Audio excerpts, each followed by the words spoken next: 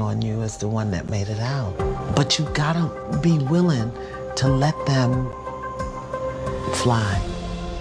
I feel like I do. I feel like they don't let me. 70 million in sales, and you got $1,972? Is that right? Yeah, that's right. That's true. If they weren't leaning on you, what would your life look like? What would you be doing? Oh, I would have soared higher. Toni Braxton didn't just grab the mic, she held the whole family down. And now it's finally out in the open, what people have been whispering for years. Toni was the bag, the backbone, the one carrying all the weight since she was a kid. She had to grow up fast, get on that stage, make the money, and protect everybody.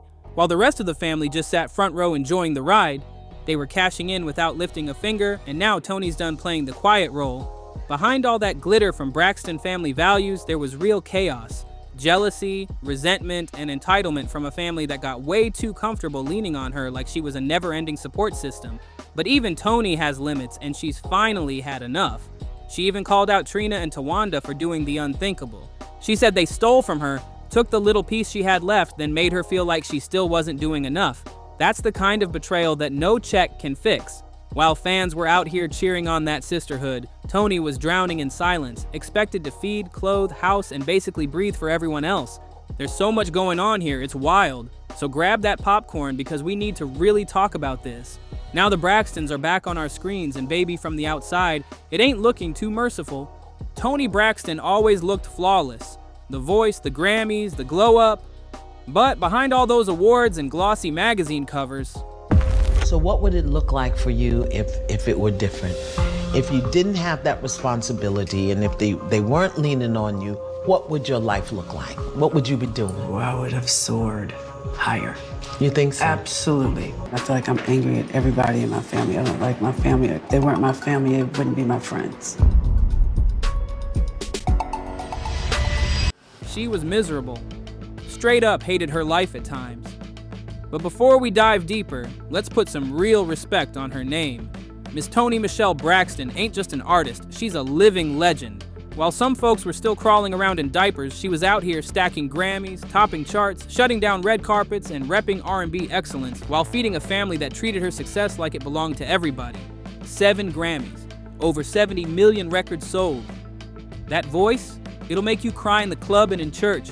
And after all that, she barely has anything left to show for it. Can you believe that? It all started way back in Severn, Maryland.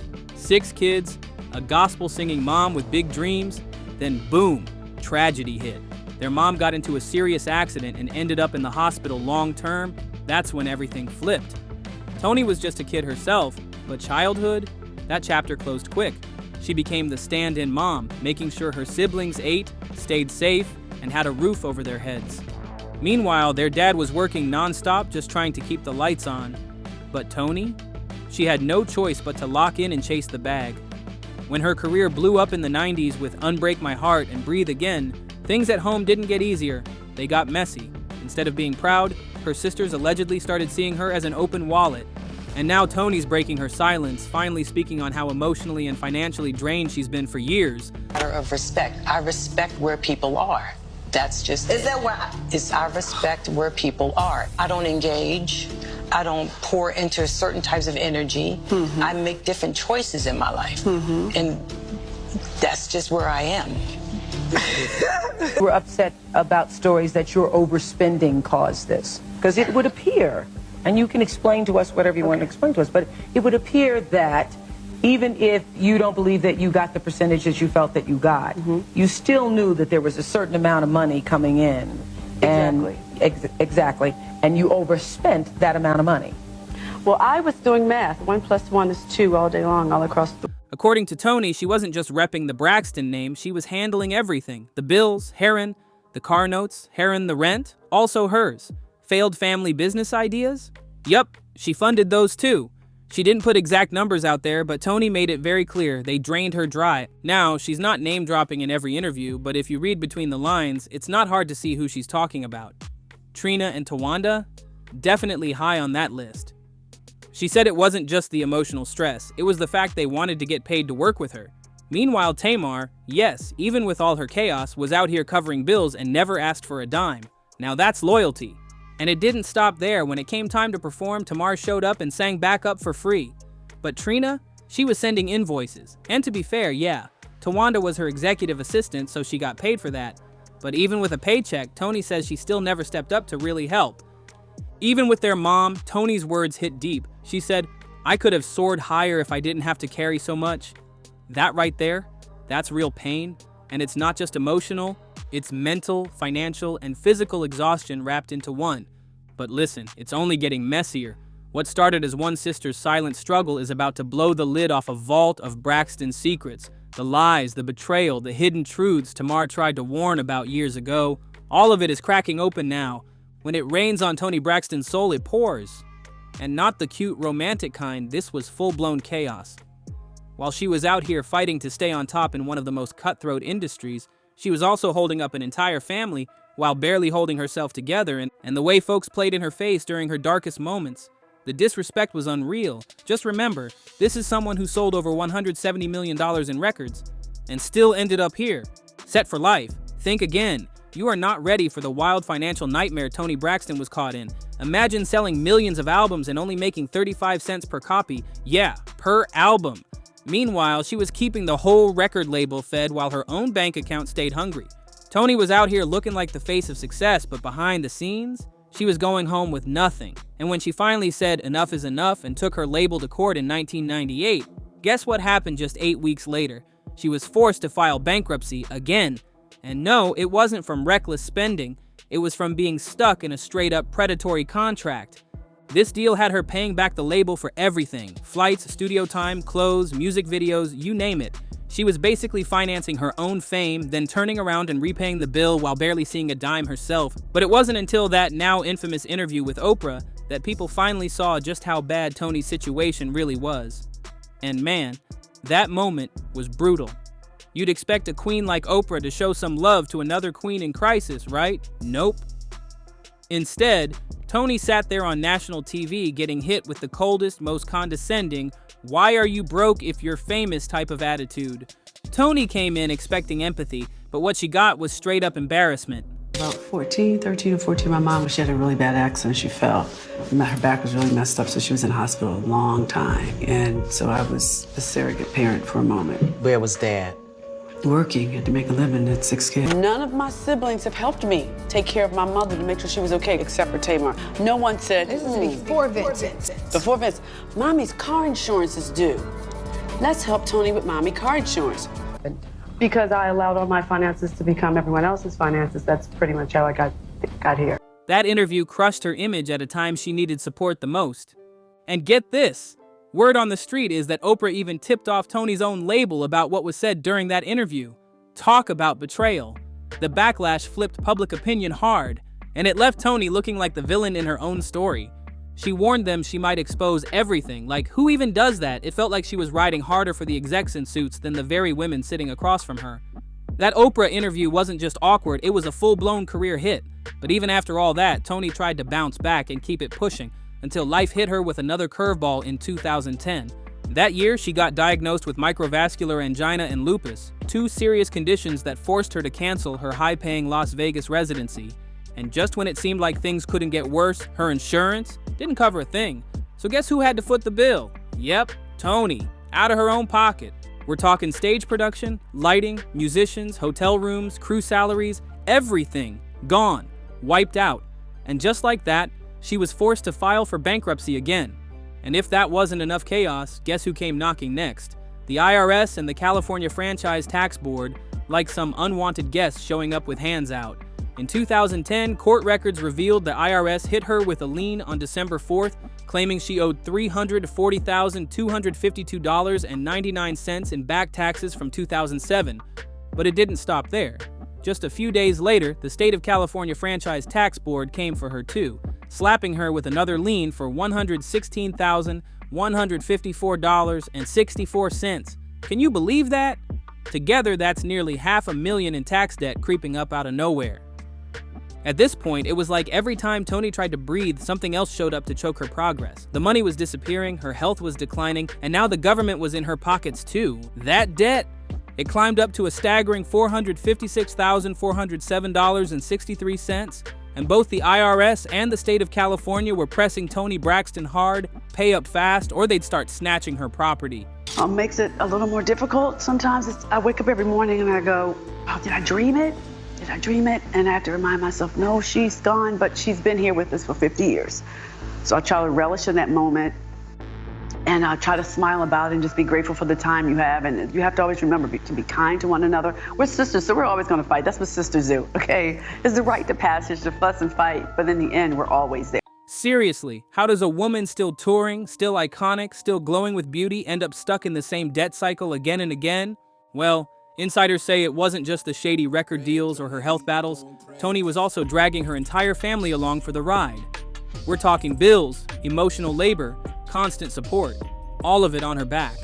And the financial tension that had been building for years, it finally bubbled to the surface when their reality show started filming. Word is the sisters weren't happy about Toni and Tamar pulling in more money. Reports say the drama got so heated that production had to shut down, and Toni allegedly stormed off set saying she was done. And honestly, who could blame her? After everything she's been through, fame, illness, getting used, public embarrassment, non-stop family pressure, anybody would crack under that kind of weight. Now, let's zoom in on the sister drama for a second. These are grown adults, women in their late 40s and 50s, still beefing like it's high school over who's getting more camera time and coins. And money drama aside, it's clear there's some deep-rooted tension. These sisters can't stand each other half the time. The fact they even managed to film that show without throwing hands is a miracle that needs its own documentary. The vibe in that Braxton household? Toxic isn't even the word, it's straight up messy. They're blocking each other, not talking, throwing shade on and off camera, and all of it is weighing heavy on Toni. She's tapped out, y'all, for real. This drama is swallowing everybody, including her. Let's break down this mess because it's spiraling fast. Before Traci passed, Toni said they all promised to keep the peace in her honor, but let's be real, nobody's keeping that promise. If anything, the drama is worse than ever. Word is Toni's done with it all, like seriously over it, and it shows. The streets are saying not a single Braxton sister showed up to support Tamar at her cooking show premiere. Not one. Why? Apparently, a major blow-up happened just 2 days before the event. And right after that, Tawanda hopped on social media throwing shady subs like, "To everyone who distanced themselves from me, kindly stay there." Whew, and it didn't stop there. Tawanda tied the knot with her longtime man, Sean Hall, after 9 years, and Toni and Trina were right there as bridesmaids, but Tamar, nowhere in sight. So yeah, the sides are being picked, and it's getting ugly. Then there's the awkward tension from the Braxton family values days. When someone asked Tawanda how she felt about not having access to Tamar, Tamar jumped straight in, saying Tawanda doesn't even care about her. Tamar claimed she's always the one reaching out first, and Tawanda only hits her up when the cameras are rolling. Tawanda, being her usual stone-cold self, didn't even flinch. She just said, quote, "I don't pour into certain vibes anymore."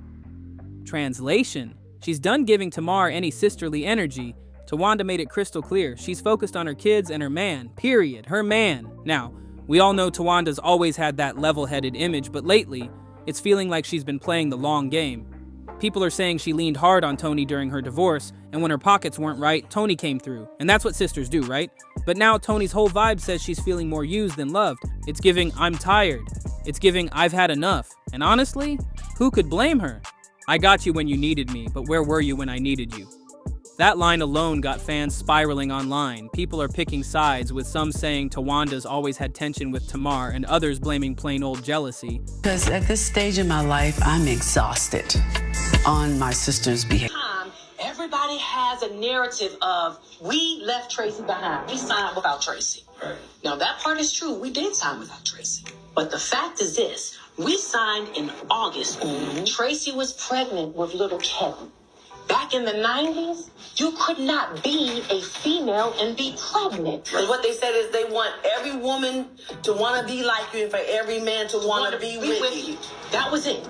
And honest to God, me and Trina was like, damn, we don't want to sign. Traci was like, go ahead. But this ain't just a two-sister beef. It's affecting everybody, including Toni. She's been the glue, the provider, the one holding it all down. And now, she's pulling away. Folks are saying the emotional stress might have even made her health worse. One person wrote, "We didn't want the Braxtons back just to watch them fight. We wanted love." Another said, "Sometimes you just need a long break from family." And someone else hit hard saying, "Winding time, Toni is owed so much." But the comment that really shook people? It all starts with their parents, especially their mom. Now hold up, we gotta rewind and talk about Traci, because if we're being real, the deepest heartbreak in the Braxton story is hers. Before she passed in 2022, Traci had been carrying pain for decades. Remember when she got cut from the early music deals just because she got pregnant? That wound never fully healed. She smiled through it, but everyone felt the hurt. It left cracks in her bond with Toni too. This wasn't regular sister drama. It was deeper. There was love, yes, but it was bruised, layered, and never given the time to truly heal. And now with Traci gone, all that pain, it's still hanging in the air like a ghost. So when Toni talks about feeling drained and used, it hits different. Yeah, it's about money, but it's way deeper than that. We're talking emotional exhaustion, guilt, grief, and regrets. All that heavy stuff that hits hard when you lose someone and start realizing the things left unsaid.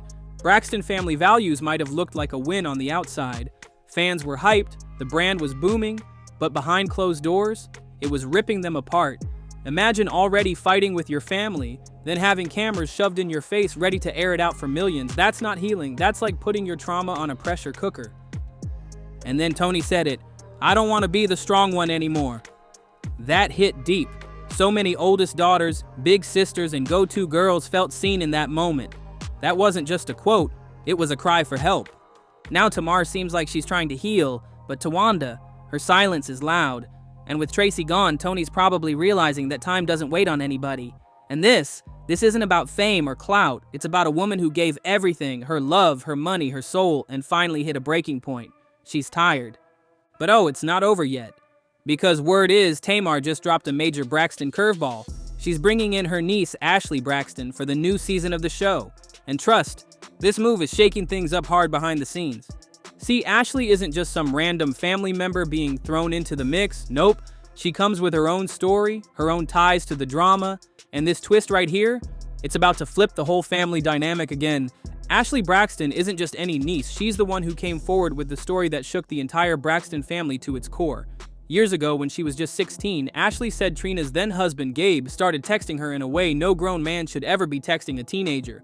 And Ashley didn't stay silent. She told her parents right away and they brought it to Trina. At first, Trina responded with love. She apologized and stood by Ashley. But over time, that support faded into silence, then shade, then straight up blame. Word is, Trina started telling folks Ashley was old enough to know better. Some even claimed Trina believed something physical went down and held Ashley responsible. Let that sink in. A teenage girl gets preyed on by an adult and somehow she becomes the villain in her own family. Trina eventually cut her off completely and never looked back. Ashley's been carrying that pain for years. And now, here comes the plot twist of all plot twists. Tamar, who's had her own fair share of battles with her sisters, is bringing Ashley onto the show, and this ain't no one-episode cameo either. Ashley's reportedly playing a real role this season. Tamar says she's bringing her in to show support, and if that's true, it's about to flip everything upside down, because this move isn't just bold, it's personal. And you already know it's about to set off major tension with Trina and probably the rest of the sisters too. Tamar brought Ashley in to show her that somebody in the family still had her back. But let's be real, nothing with the Braxtons is ever simple. The sisters are beefing so hard, production had to pause. And now with Ashley in the mix, everything's bubbling up fast. And some say Tamar's just being messy, but she insists it's about healing and finally breaking the silence. Still, this ain't just a niece joining a show. It's old wounds, blame, and pain coming to the surface. This might be the realest and possibly the last season of the Braxtons we ever get. Because when the cameras stop and the lights go down, all that's left is the truth. And Toni's been carrying that truth alone for way too long. So what do you think? Drop a comment, like, share, and subscribe because this Braxton drama is far from over.